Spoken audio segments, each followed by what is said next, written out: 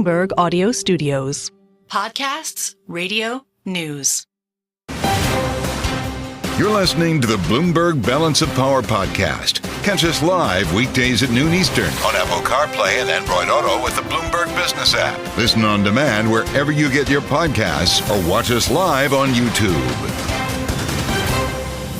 Live from Washington. Hey, you made it to Tuesday. All right, we're getting there. The Tuesday edition on Bloomberg Radio, on the satellite radio, and on YouTube, where you can find us right now. Search Bloomberg Business News Live.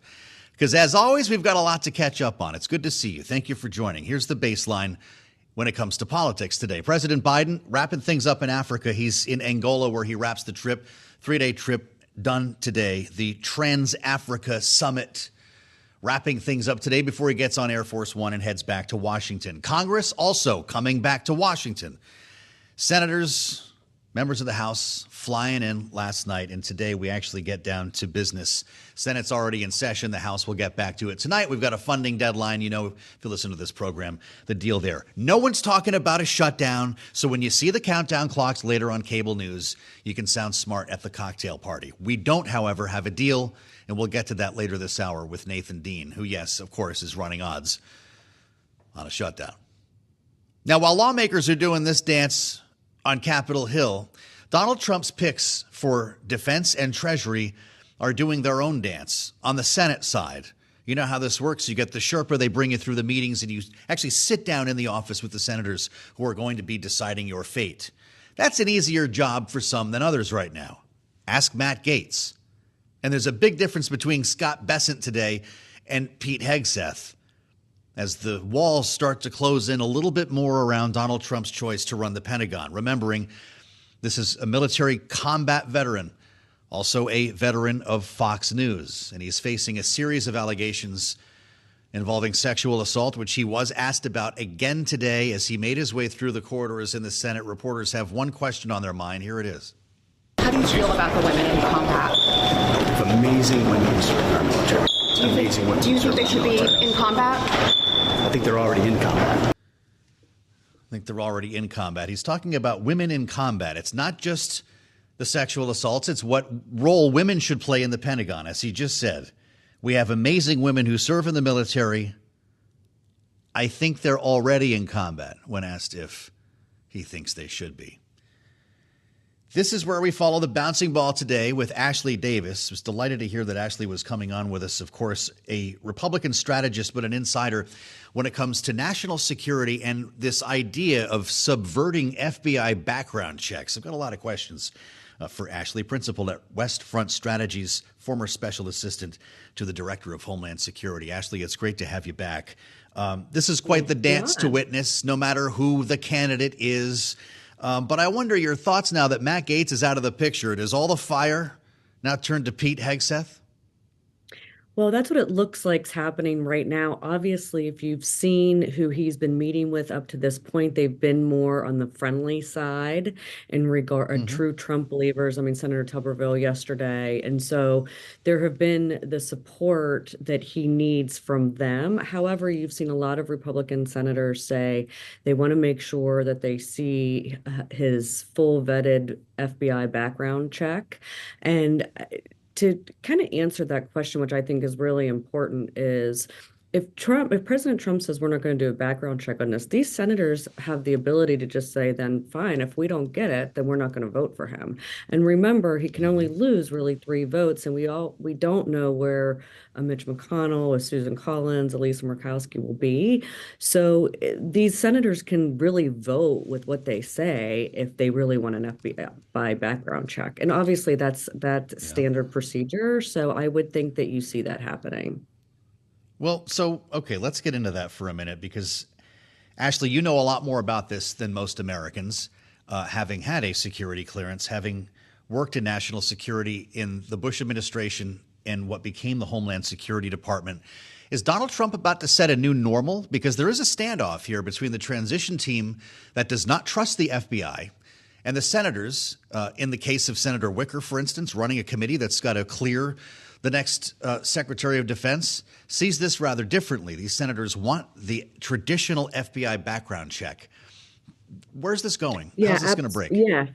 Yeah, absolutely. I think the senators have the power here because if they don't get the FBI background check, then they can say very easily, then we're not going to vote for them. And so, they kind of have that threat to be able to do that in order to get the FBI background check. If you even look at Joni Ernst, who women in the military is very important topic for her. She's on the Armed Services Committee, which the DoD secretary will go through as for the first, part of the nomination process. And she also has been a big vocal supporter of making sure that the assault on women in the military is dealt with in the proper way. So what she has said publicly several times is she really looks forward to the background checks that Hegseth will have. So if she doesn't get those background checks, she can just be like, hey, then I'm not voting for him. So I do think they have the ability to play chicken here a little bit with the president-elect. You know what they're talking about here? It's not they, it's Jonathan Martin. You see this piece today, Politico? He took to Twitter with the idea that Hegseth goes down surrounded by scandal involving sexual assault allegations, his ideas about women in combat. And to the rescue is Senator Joni Ernst, of course, his potential foil here. She's a veteran who has made a great issue of sexual assault in the military. Would she not be the smartest pick if Pete Hegseth doesn't work out here? Because she would sail through confirmation, right?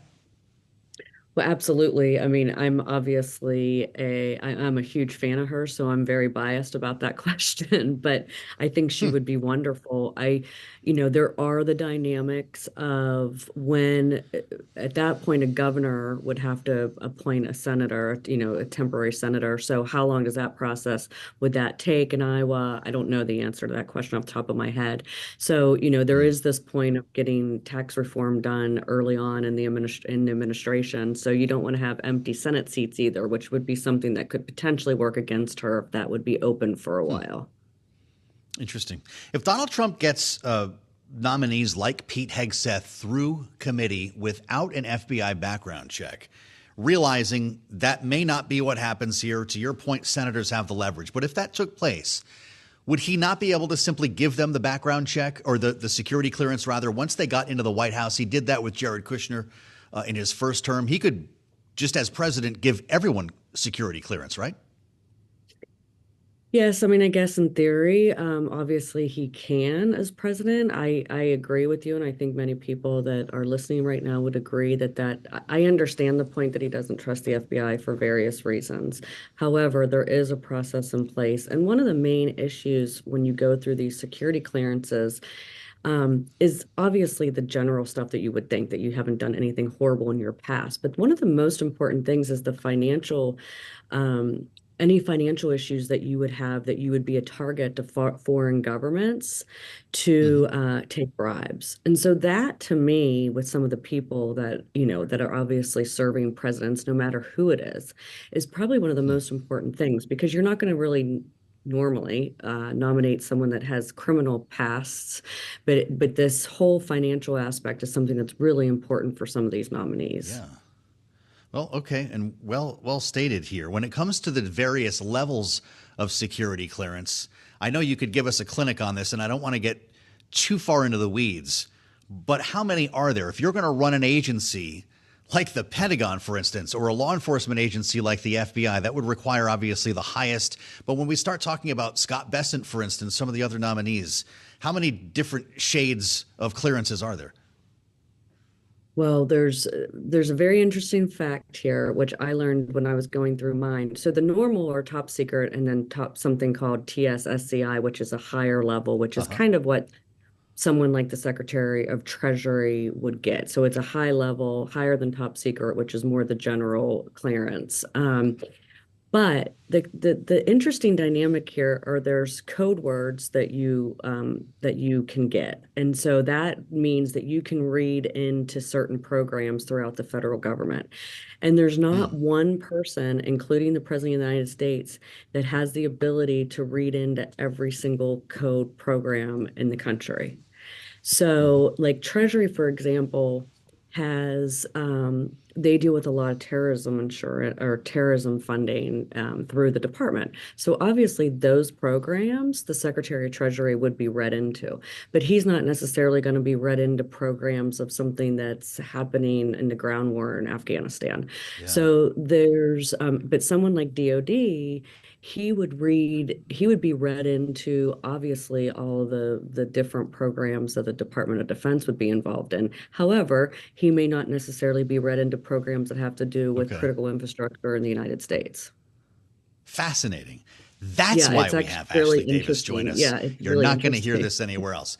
Well, it sure is, because we're talking about this every day here, and it kind of helps when you know what you're talking about. Keep this in mind when you hear about these confirmation hearings and the security clearances that come with the FBI background check. Ashley, it's great to have you back, as always.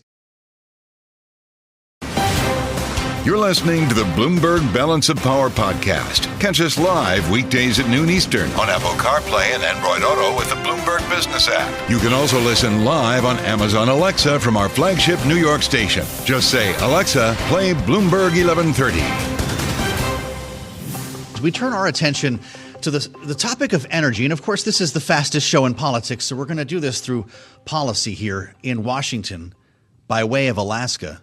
And I mention this just 24 hours after we saw the price of a gallon of gas fall below $3 nationally, that according to Gas Buddy. It was at $2.99 when we drove home last night. It's back above $3 today. But there's been some progress here, and certainly when you look at what's happening in the crude oil market, remembering we had a high in WTI West Texas Intermediate of about $87 a barrel. That was back the beginning of April. Today, we're about $20 below that level right now, $69 at the moment, actually, but still holding below 70. And that's the baseline for what we're going to see in the new administration. Donald Trump has, of course, promised to cut energy prices by half as the centerpiece of his policy to combat inflation across the board. And the refrain that we heard in Milwaukee, much like it was in the Twin Cities in 2008, was drill, baby, drill. Now, on the other end of these promises, at least in some cases, is the governor of Alaska. And I'm glad to say that he's in Washington today. He came here to warm up in our 25-degree weather. Governor Mike Dunleavy, it's great to see you in the nation's capital. Welcome back. Great to be here on a summer day. Bloomberg TV and radio. On a summer day with, I think it was 27. I'll be fair here. I want to know what your state is going to look like a year or 4 from now, knowing that Donald Trump has talked a lot about not only unwinding regulations, but unwinding limits on drilling in your state, specifically in ANWR. How quickly will you get to this, and what changes in the offing? Yeah, it's a great question, Joe. So it depends on the executive orders.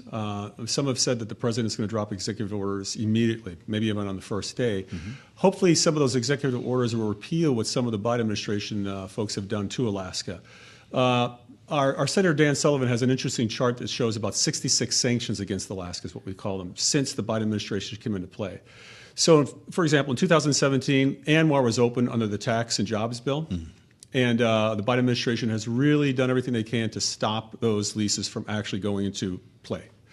We're supposed to have a sale again, a second sale for leases in ANWR in December. Mm-hmm. We're not sure if that's even going to happen. This is required by law.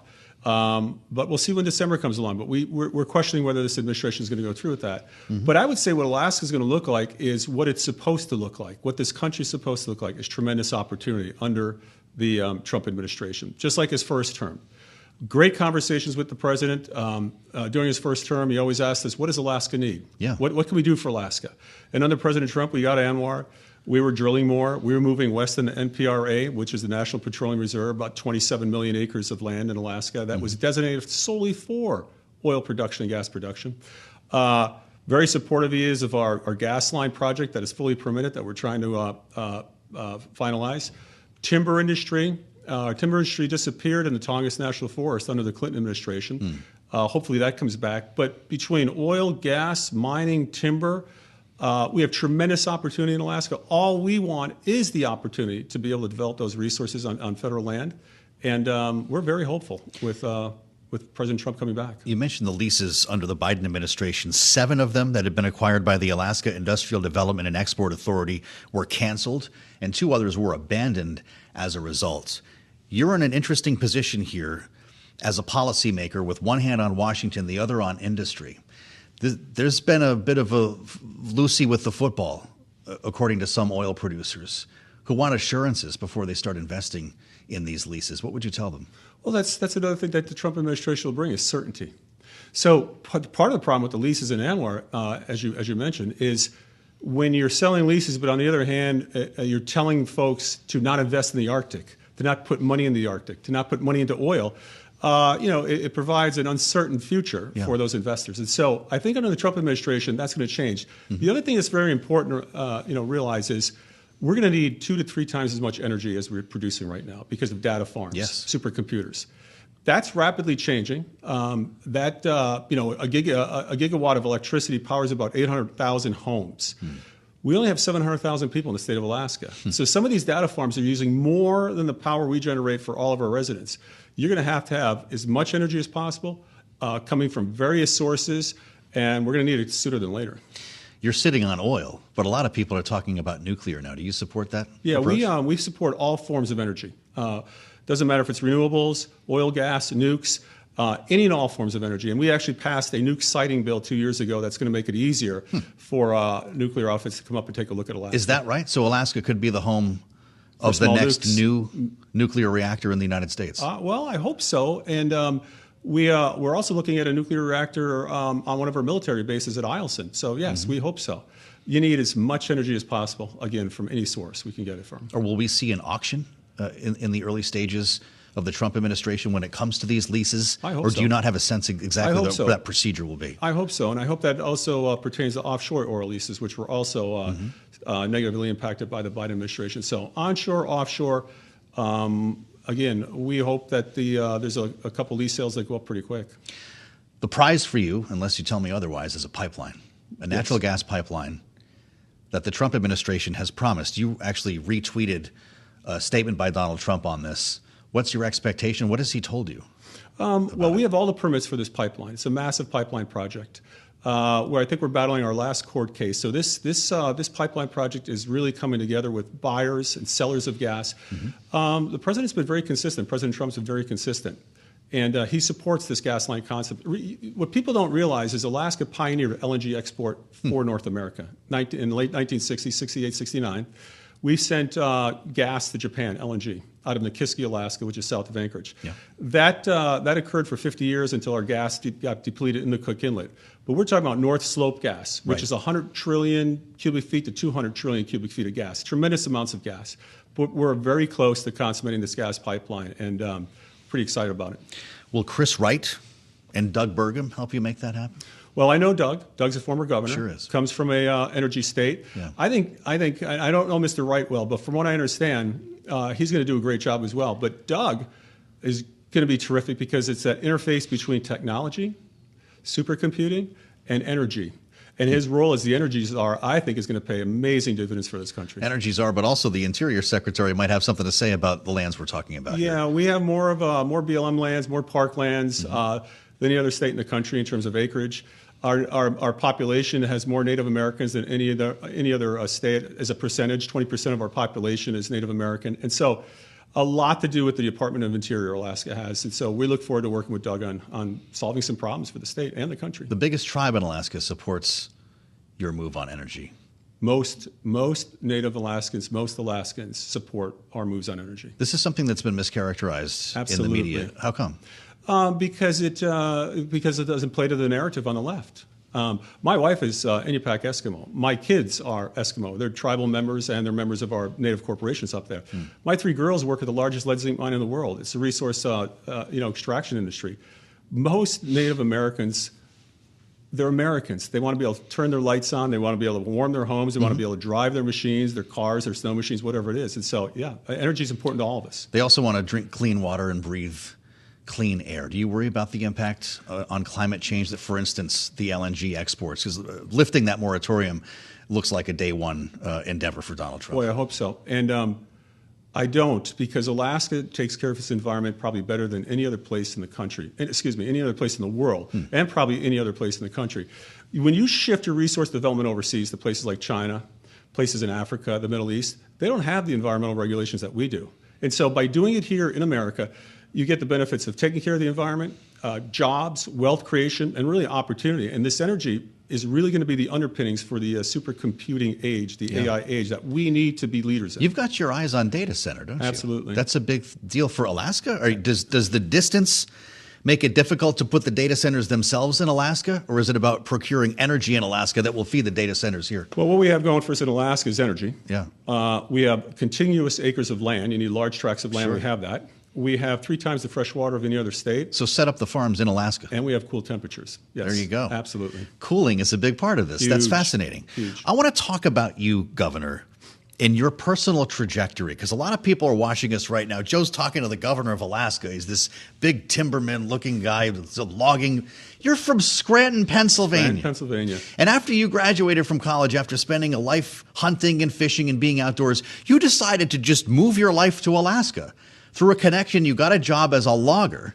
Yes. As a kid from Scranton, which more Yes. people associate with Joe Biden than with Mike Dunleavy.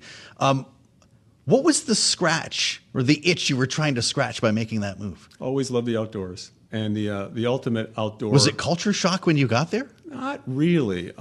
Great people in Alaska, just like great people in Scranton. So not really, but it was the outdoors, the wilderness that drew me there back in 1983. So right out of college, went to Alaska and never looked back. Never looked back? Never looked How back. much time did you spend logging? Well, that was for What did several you months. learn doing that? Several months in Southeast Alaska. Then I moved up north, close to the Arctic Circle, and I was a teacher for over 22 years. You were a teacher for a long time before you got into politics. What Yes. did you learn as a logger from Scranton, Pennsylvania? That jobs are incredibly important, especially for low-income folks. Opportunity is very important. And resource development is what Alaska is all about. That's why the U.S. acquired Alaska from Russia, was resource development. And again, we do it better than anywhere else, I think, in the world. You then became a teacher. Yes. Do you think that Donald Trump is on the right track to eliminate the Department of Education as an do. educator yourself? I do, because education was one of those rights that the states never gave up in the Constitution when we formed the federal government, because the states believed that their control over education was critically important, not the federal government's control. And so the Department of Education is a new department, came in under Jimmy Carter. And a number of us that were teachers, administrators, school board members, which I was as well, we think you can do things better at the local level than you can thousands of miles away from Alaska or thousands of miles away from other states. And so certainly support the elimination, if possible, of the Department of Education. What do you do for funding for disabled students? Some of the other expenses that might be hard for a state to You run carry. that money through health and social services. Yeah. There's many ways to get money to certain groups in the educational umbrella. It doesn't have to be through this department that currently exists. A lot of people suggested you for a number of jobs here in Washington. I heard that. Yeah, you might have as well. You're here right now. I don't know who you're talking to. Would you consider working for this administration? Maybe you should run the Department of Education. Well, I think he's already got a great pick in Linda does. McMahon for education. But the president and I never talked about a job. He knows that I have 2 years left in my term. I thoroughly enjoy this job. And as mentioned earlier, we're on the verge of some big projects that we want to make sure get across the finish line. So I've got my hands filled over the next 2 years with Alaska, and I look forward to it. A lot of governors, though, say that the stock answer is, oh, my God, Washington, nothing gets done there.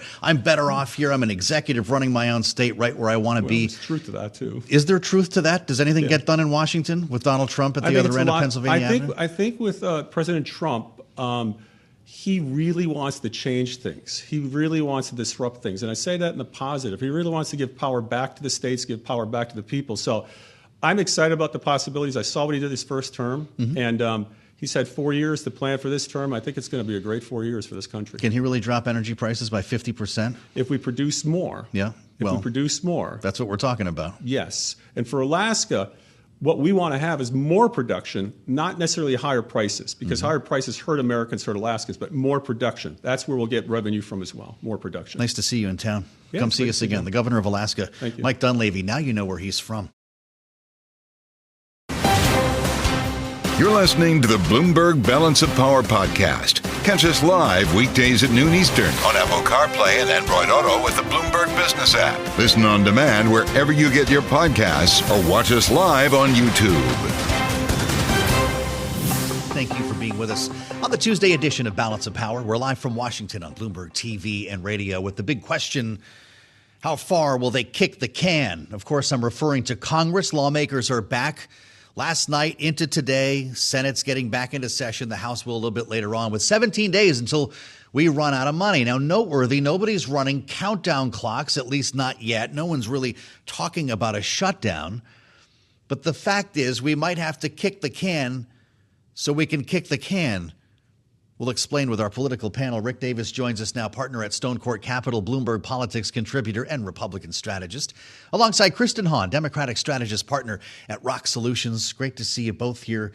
Kristen, you spent enough time in the House of Representatives to have seen this movie more than once. They don't even have an agreement on top lines right now, and the government runs out of money on December 20.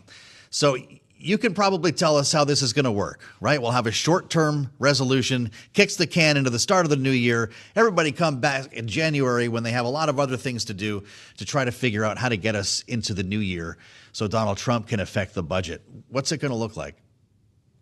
I mean, I think you pretty much laid it out pretty well. I mean, they're looking at, like you said, we run out of money. The government runs out of money on December 20th. Congress has a history of running up against deadlines. I don't think that would be much different here. You're looking at potentially funding the government through maybe March of 2025, although they'll have to come to an agreement there. And of course, you have the Republicans who are looking forward to taking over control of the House, the Senate, and the White House, and they have a lot of plans that they're looking at, but there's a lot on the docket between now and then. It's just depends on whether they can get it all done with so few legislative days left on the calendar. Rick Davis is about to scream regular order. Rick, we have to remind everybody, we've been punting for a while here. They punted in September, which got us to this point. They're going to punt again so they can do it again in the new year, right? Yeah, I think regular order is punting now. So you won't hear me scream that anymore, at least not between now and in March. Look, the reality is the biggest issue is that top line number. They can fill in whatever budget they want as long as they have an agreement on how much total spending will occur. And, I have to remind you, in addition to the spending, we have to tuck into that, a supplemental for disaster relief. Right. And after the winter weather has already pounded the Great Lakes, I suspect there'll be more money needed for that. So that's becoming a more and more urgent spending issue. And then, of course, what everyone says, the National Defense Authorization Act will be fine. We always pass it. Well, it hasn't passed yet. And it's just another thing that's going to come up the works in this process. So I'm glad they're back in town. I'm glad they're working. It's not great for traffic, but it's good for the country. So hopefully they don't get too grinded down to a stop here soon. We've got 2 weeks to get this done here. I guess 2.5, really, when you look at it. Kristen, this won't be decided until the last minute, right? Or are we going to be in a world where lawmakers are held over, might have to work a little closer to Christmas than planned? How do we end the year?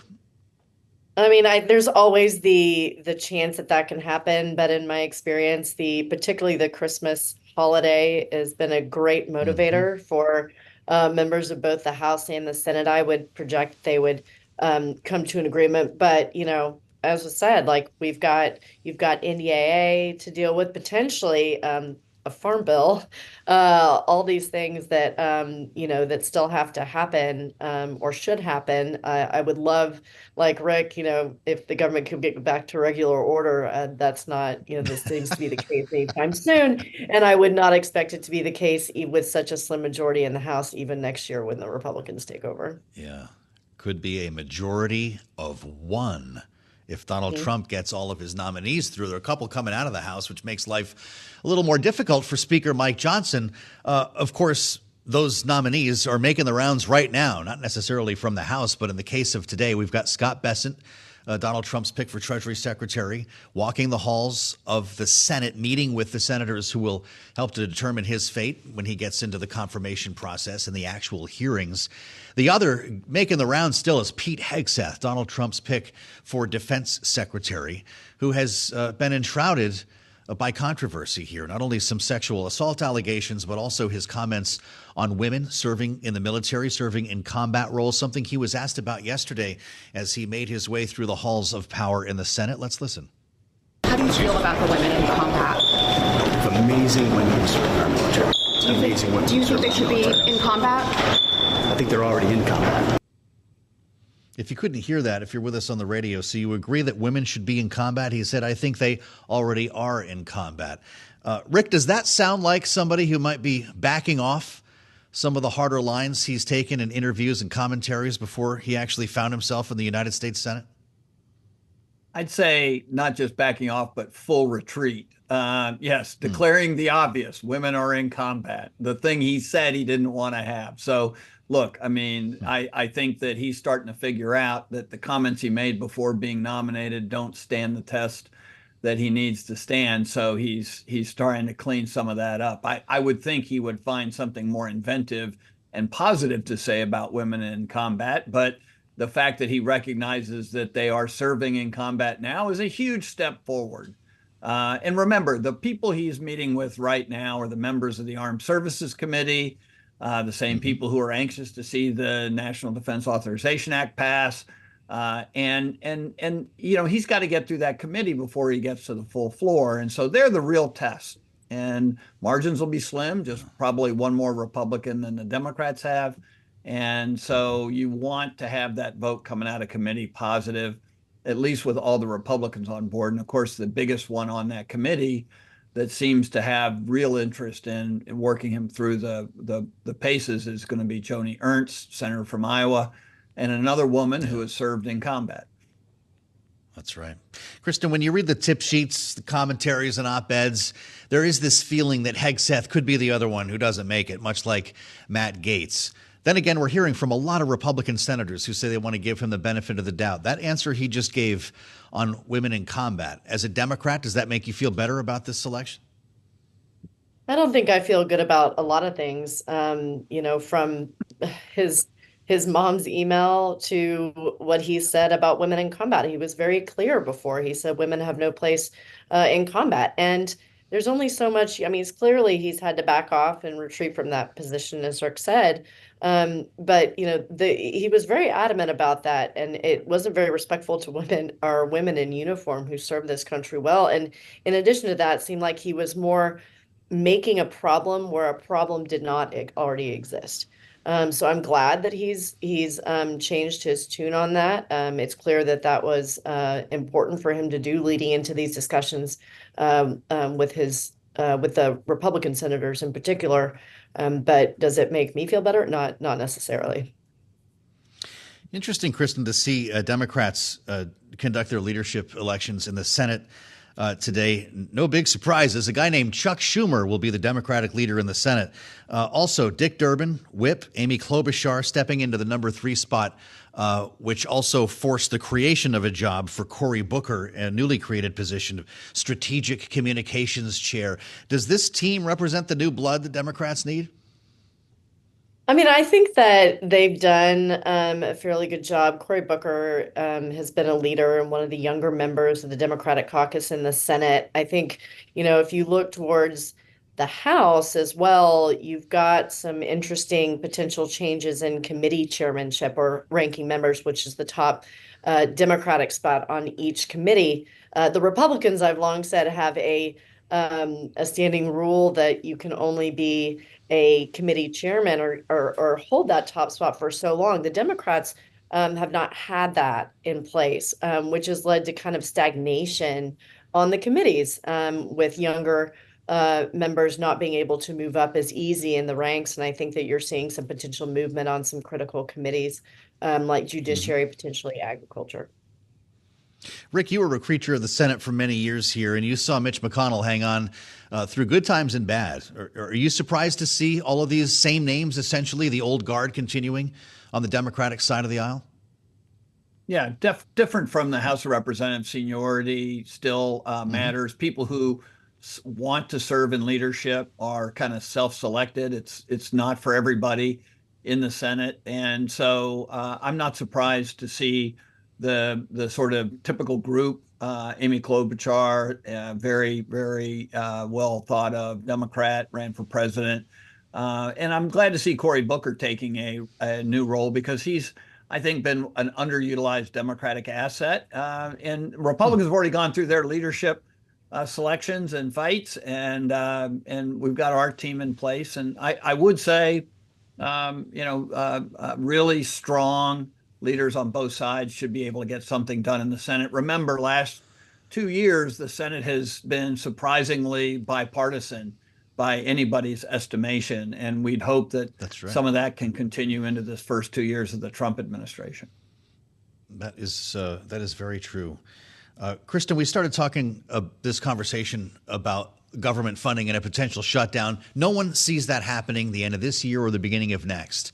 A lot of people do see it happening in March, though, when that next continuing resolution concludes, right around the time we're talking about renewing the Trump tax cuts and some of the other issues dealing with the fiscal cliff. Do you see a shutdown in the new year? I mean, I think that I won't speak for the Republicans, but I think they would be loath for that to happen. As one of the first things they do as having control of both the House, Senate, and the White House to shut down the government. I think that there will be people in their ranks who will want to use that as a kind of a political football in order to get some of the government cuts and other priorities through. So I think that the Republicans, with such a narrow majority, particularly in the House, will eventually probably have to once again come to Democratic leadership and look for some of the votes on the Democratic side to get any government funding passed. She is Kristen Hawn, ROKK Solutions partner, Democratic strategist. He, of course, is Rick Davis, Bloomberg politics contributor, Republican strategist and partner at Stone Court Capital. Thank you both for a great conversation. Thanks for listening to the Balance of Power podcast. Make sure to subscribe if you haven't already at Apple, Spotify, or wherever you get your podcasts. And you can find us live every weekday from Washington, D.C. at noontime Eastern at Bloomberg.com.